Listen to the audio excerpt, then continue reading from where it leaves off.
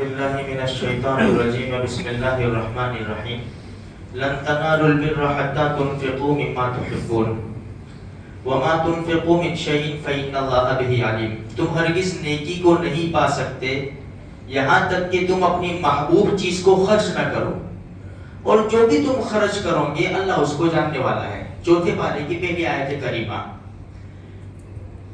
دیکھو ہماری سب سے زیادہ محبوب چیز جان اور مال اور اولاد، یہ محبوب چیزیں ہیں. انسان جان بچانے کے لیے مال لگاتا ہے، مال کمانے کے لیے جان خرچ کرتا ہے، اولاد کی اوپر آنے کے لیے، اولاد کی تربیت پر، اولاد کو ڈگری دینے کے لیے جان اور مال دونوں لگا دیتا ہے. اور اسی اولاد کی خاطر انسان نہ جان کی پرواہ کرتا ہے نہ مال کی پرواہ کرتا ہے. حدیث شریف میں آتا ہے، بخاری شریف کی روایت ہے کہ جب اللہ تبارک و تعالیٰ، اللہ کے رسول صلی اللہ علیہ وسلم نے ارشاد فرمایا کہ جب اللہ تبارک و تعالیٰ کسی مومن بندے سے اس کی چہیتی چیز لے لیتا ہے، اس کی پسندیدہ چیز لے لیتا ہے، اور وہ بندہ صبر کرتا ہے، تو اللہ پاک فرماتے ہیں کہ میرے اس بندے کے لیے میرے پاس جنت کے سوا کچھ بھی نہیں ہے، یعنی اس کو میں جنت ضرور دوں گا. اب مال، اس میں مکان، دکان، گاڑیاں سب کچھ آ گئی، اولاد، پیسہ. میرے بھائیوں، فلسطین والوں کا سب چلا گیا. حدیث کے مطابق تو بخاری شریف کی روایت ہے، حدیث کے مطابق تو جنت مل گئی. اچھا، صبر بھی کیا، اور ہمیشہ حسبنا اللہ و نعم الوکیل، ہمیشہ.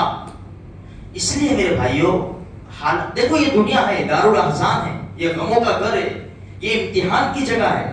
حالات آئیں گے، حالات مانگنے نہیں ہیں. حدیث میں نا، دشمن کی تمنا مت کرو، لیکن دشمن آ جائے تو پیٹھ پھیر کر مت بھاگو. حالات تو آئیں گے، حالات کا جم کر مقابلہ کرنا ہے اچھے انداز سے. کوئی چیز فوت ہو جائے اس پر صبر کرنا ہے. الصبر عند الصدمة الأولى، اللہ کے رسول صلی اللہ علیہ وسلم فرمایا صبر جو ہے نا وہ پہلے صدمے کے وقت ہے، اصل اس کو صبر کہتے. پھر تو صبر کرنا ہی کرنا ہے نا. پہلے ٹھیس پہنچی اور ہائے وغیرہ کر لیا، اس کے بعد تو صبر کرنا ہی ہے نا. پہلے صدمے کے اوپر صبر. اگر کسی کا ایک بچہ چلا جاتا ہے نا، اس کے دل کا ٹکڑا، تو اس سے پوچھو جا کر کہ اس کی کیا حالت ہوتی ہے. اسی لیے حدیث میں ثواب بھی کتنا بڑا ہے جب کسی کا نابالغ بچہ فوت ہو جاتا ہے. اللہ اسرائیل سے جاننے کے باوجود پوچھتے ہیں، میرے بچے کی روح لے آئے؟ کہاں لے آئے؟ اس کے جگر کے ٹکڑے کو لے آئے؟ کہاں لے آیا؟ کیا کیا اس نے انا للہ و انا الیہ راجعون پڑھا اور صبر کیا. اللہ فرماتے ہیں جنت میں عالی شان محل بناؤ، اس کا نام رکھو بیت الحمد، اور میرے بندے کے نام کے اوپر کر دو. تو میرے بھائیوں، کہنے کا مقصد یہ ہے، ایمان کو بچانے کی خاطر، اسلام کو بچانے کی خاطر حالات آئیں گے، حالات آئیں گے. اس حالات کے اوپر جم جانا ہے، اپنا ایمان ڈگمگا نہ جائے. یہ کب ہوگا؟ جب ایمان مضبوط ہوگا. اور ایمان مضبوط ہوتا ہے یہ خدا کا دربار میں آنے سے، اللہ کے قرآن کو پڑھنے سے، اس پر عمل کرنے سے، نبی کریم صلی اللہ علیہ وسلم کی پیاری سنتیں اور پیارے طریقے پر زندگی گزارنے سے ایمان مضبوط ہوتا ہے.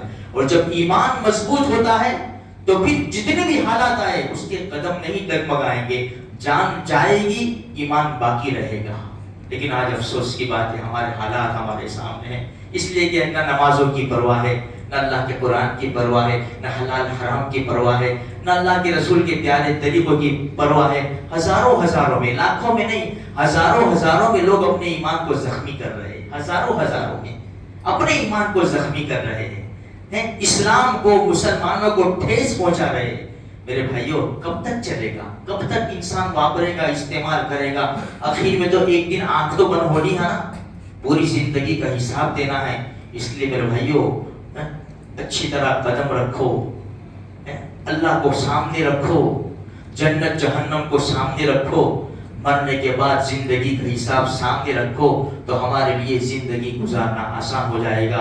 اللہ مجھے بھی، آپ کو بھی، سارے مسلمانوں کو قرآن و حدیث کے مطابق زندگی گزارنے کی توفیق عطا فرمائے.